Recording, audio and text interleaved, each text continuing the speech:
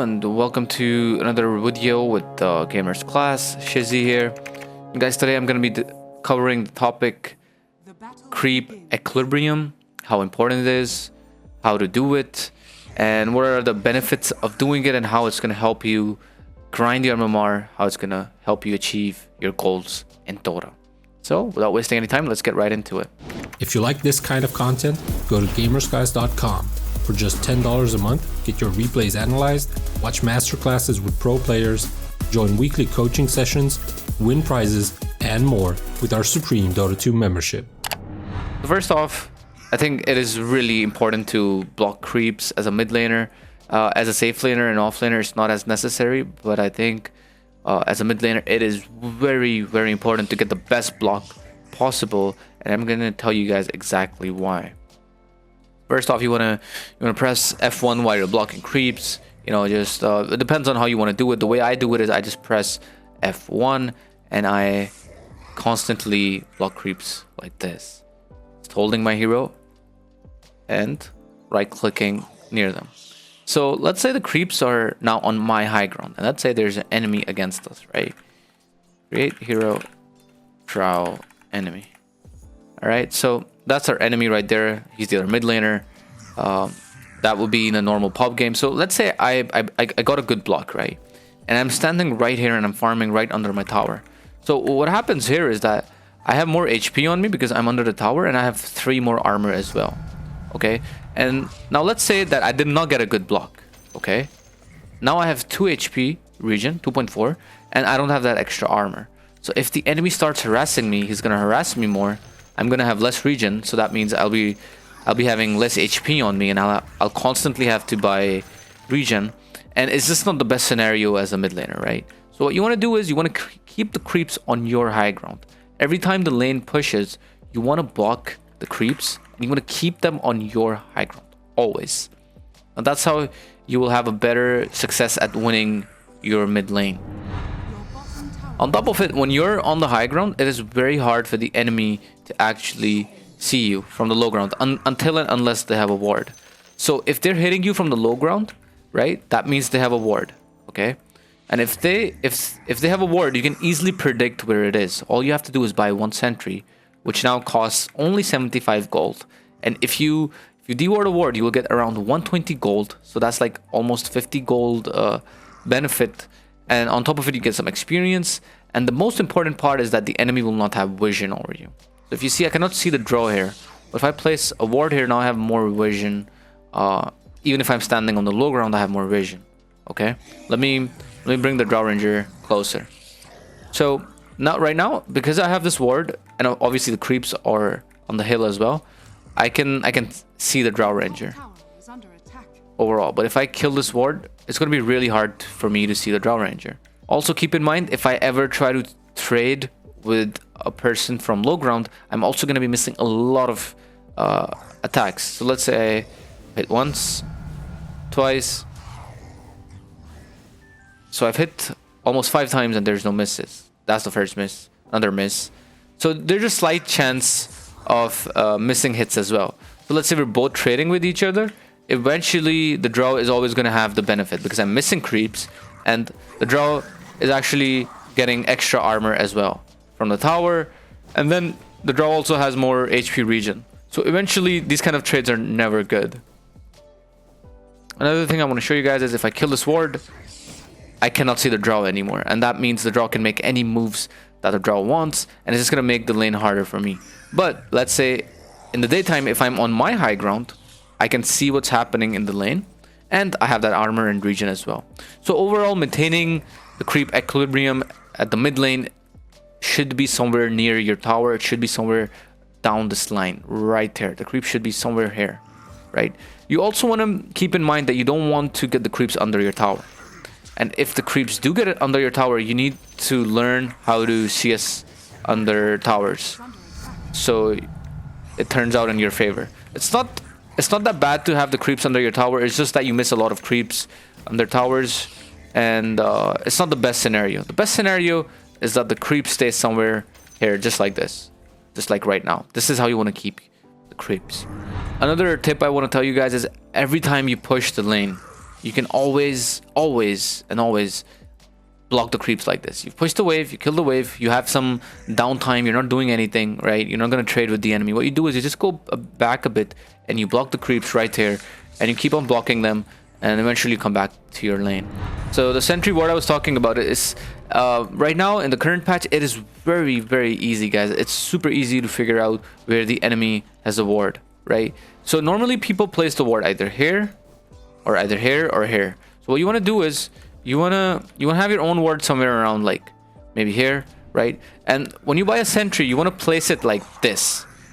It's eventually going to find you almost pretty much the entire area of the mid lane. People place it either here or somewhere here, you know, or maybe even here. So once you find that ward, you're gonna be that much stronger in the lane. The enemy cannot see you, especially at nighttime. So another tip I would say is you want to buy that sentry at nighttime, right?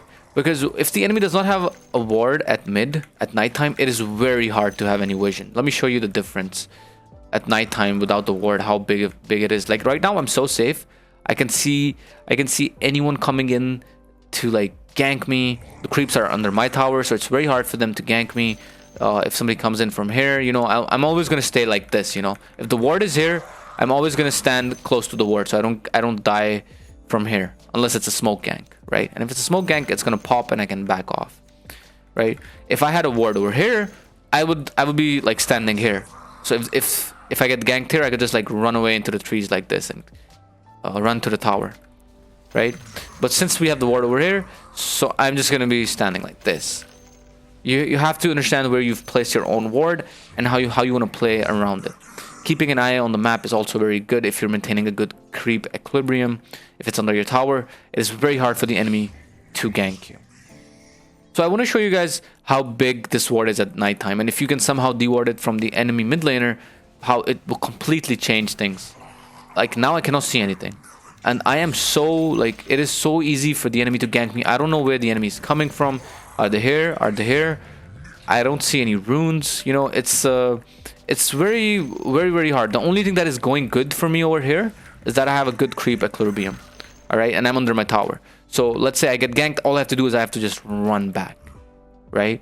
So for the mid lane, creep equilibrium is like you want to creep the creeps here, and you wanna try to have at least one ward over here, or even maybe here, or on the enemy's hill as well. So that's how creep equilibrium at mid works and how the warding area works. I want to talk about Safelane now. Guys, let's talk about the creep equilibrium on the Safelane now. I think it's very important to have a good creep equilibrium in any given lane, of course. And on the Safelane, it's a bit tricky to have a good creep equilibrium because it's not even. Offlane has an advantage. The offlane creeps run slower compared to the Safelane. Let me show it to you guys. So currently I'm on the Radiant, right? And I'm on the Radiant safe lane. For the Dire, it's the top lane, which is called the safe lane. And so let me show you the Radiant offlane first. How the creeps will go slowly. Okay.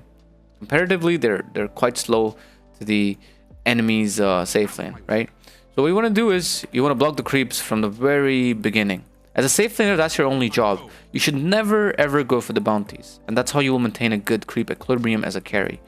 You can block these creeps. You want to be careful that the enemy does not try to contest you right here, because most players these days, they actually two of them will come from here and they will try to contest you here when you're blocking the creeps.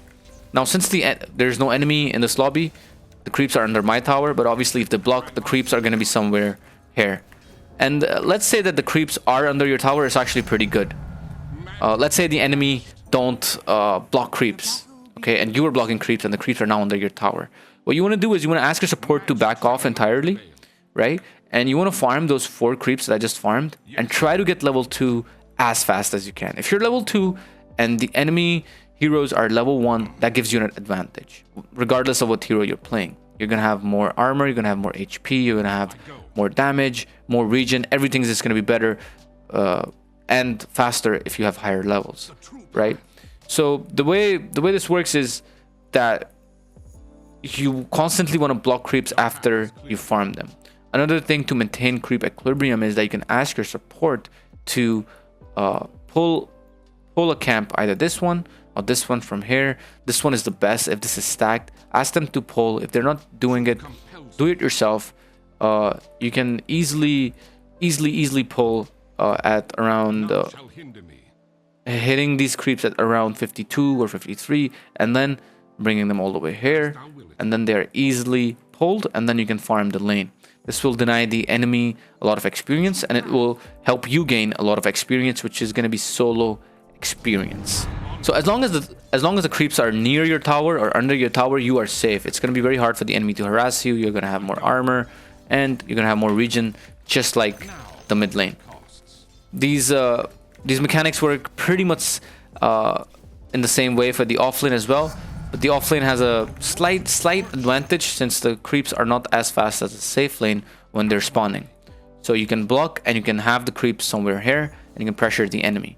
One thing you want to keep in mind is that whoever gets the better block initially will have the better lane as well. So it is something that you want to think about even before the game starts, and it is something that you want to practice once like you're ready to play a game. I would recommend playing in lobby, or I don't know, just practicing your block in lobbies. It's very important. If you miss a block, I know normally you'd say, oh, it's just a block, but it's very important. The first 5 minutes of your laning stage depends on this block. The creeps are under your tower, you have more armor, more regen, you're stronger, it's harder to get harassed. But if the creeps are under the enemy's tower, they have the extra armor and they have the extra regen, and it's going to be really hard to harass them out. And that also puts you in a weird position as well. So let's say I'm farming under the enemy's tower, right? I'm like, creep wave is like it is right now. And what's going to happen here is that if I'm somewhere here, if I have to farm somewhere like this, what could happen is that the enemy mid laner can TP here, and he can instantly, like, if it's a Puck or if it's a Queen of Pain, they can just blink and instantly kill me, right? Because carries are very low HP, so they just die in 2 spells or 1 ultimate or something, So, but if I have the creep somewhere here, it is very hard. It is very hard for the enemy to gank me, obviously, right?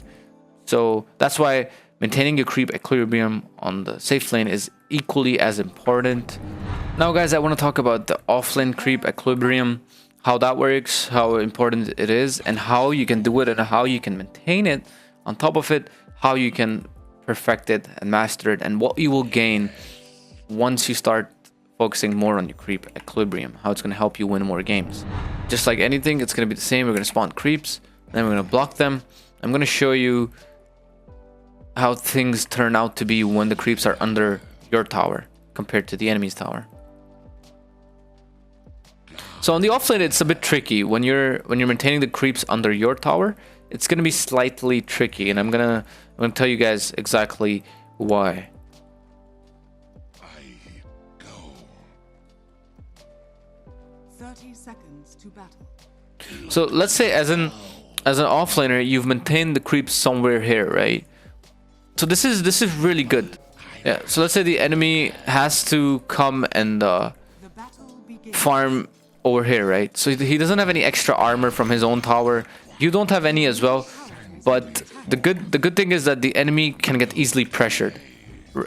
If you have the stronger hero, you can easily pressure him if he's farming somewhere here. But if he's farming under the tower, it's going to be obviously really hard to harass him or zone him out. Also, the tricky part of maintaining the creep equilibrium on offlane is that if you have the creep somewhere here or here, it is very easy for the enemy position 5 to pull creeps. So you want to try to have a sentry over here or a ward over here or something. Otherwise, the enemy can easily pull creeps, and eventually the creeps will be under the enemy's tower. He's gonna have more regen, more armor, and it's gonna be very hard to harass him out. So this is something that you want to keep in mind, that the enemy is not pulling creeps as much. And supposedly, if the lane is pushing under their tower, what you want to do is you want to pull this camp to this camp, right? You want to pull these creeps to these creeps so that you deny experience to the enemy and you have a better lane compared to them. So even if they're pulling here, you're also pulling here, so you're denying some creeps as well. The ideal situation is that you just block this camp. You can either ask your support to body block it, or you can do it with a ward. You wanna hit this camp around the 22-second mark or 21-second mark, and then pull them, and it's gonna easily pull. You can also do it at 53, and then the creeps will also get stacked. And if the creeps are stacked, they will kill the creeps faster, eventually denying more experience and farm to the enemy. So that's pretty much it for the video, guys. That's the important factors about maintaining a creep equilibrium on the mid lane, the safe lane, and the off lane. I hope you liked it, and I hope you guys got something out of it. Thanks for watching, and I'll see you guys in the next video. Shizzy signing out.